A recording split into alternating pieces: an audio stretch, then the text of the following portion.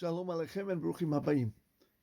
Moshe Langado here speaking under the auspices of Kollel, Baruch Avat Yisrael in Southern California, and Sha'rei Tziyon in Brooklyn, New York. My friends, this week the portion of the Torah is TAZRIA METZORA, a double header.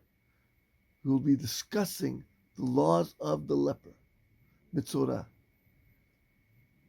And the Haftarah also speaks about 4 lepers. If I could take this chance to speak to you a little bit about the Haftarah. In times of ancient Israel, there was a general from the Syrian army. He was an exceptional man, exceptional general, and he was stricken with leprosy. This general had taken captive a young Jewish girl, and she told him innocently, where I come from in Israel, there is a prophet, and he can cure your leprosy. The general did not waste time, and he went to the prophet Elisha, and Elisha did not want to speak to him. Elisha just sent out a message that to cure your leprosy, all you need to do is dunk in the river, the Jordan River, 7 times. The general was disgusted. This is the type of reception the prophet gives me. He is not a true prophet. And he went on his way. As they were crossing the Jordan River, his entourage told him, Your Highness, General, why don't you listen to the words of the prophet? Dunk in the river 7 times. He said, that prophet, I'm not going to listen to him. But they convinced him, and he did dunk in the river. The first time, nothing happened. The second time, third, fourth, fifth, sixth, no change. But after the 7th time, he was cured. The general came out of the water ecstatic. He ran back to the prophet of God, Elisha.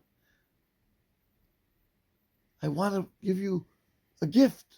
Thank you so much. But the prophet said, please go on your way. God doesn't need your gifts. He continued on his way with a tremendous respect for the prophet of Israel.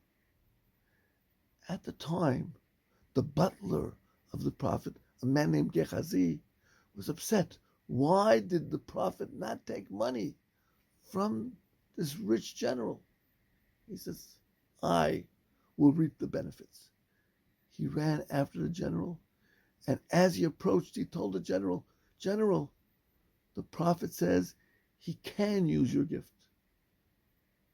And the general was happy. He gave him a beautiful gift, monies and all kinds of worldly goods.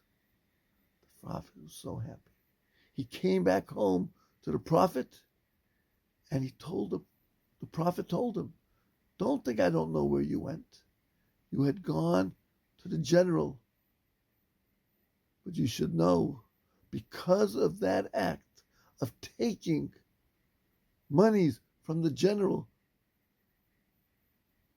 you will be stricken with the leprosy, you and your sons, that was on the general. That were the 4 people who sat outside of the city, the capital of Samaria, in the beginning of the Haftarah. In days of old, a leper was not allowed in the city, so they banished him. But Samaria was under siege. There was no food. There was famine in the city. People were dying of starvation. And so, even outside the city, they had no food. The 4 lepers, Gehazi and his sons, made a calculation. To go beg in the city, we will not get anything. But maybe we could beg by the Syrian camp, and maybe they will have some sort of feelings towards us. And that's what they did. But as they approached the enemy camp, there was an eerie silence. No noise, quiet. And as they entered the camp, they did not see a man nor animal. All they saw was all kinds of goods, food and drink, plentiful. They ate and they drank to their heart's content. Then they said to themselves, "We drink and eat while our brothers, our friends in the city are dying of famine, of lack of food. Let us go and tell them our good fortune." And they did. And the famine was over.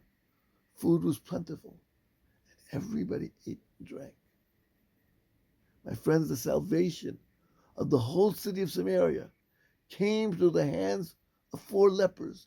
Not only physical lepers, but spiritual lepers.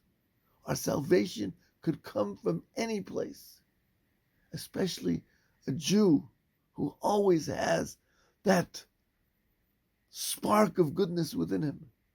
My friends, let us realize that.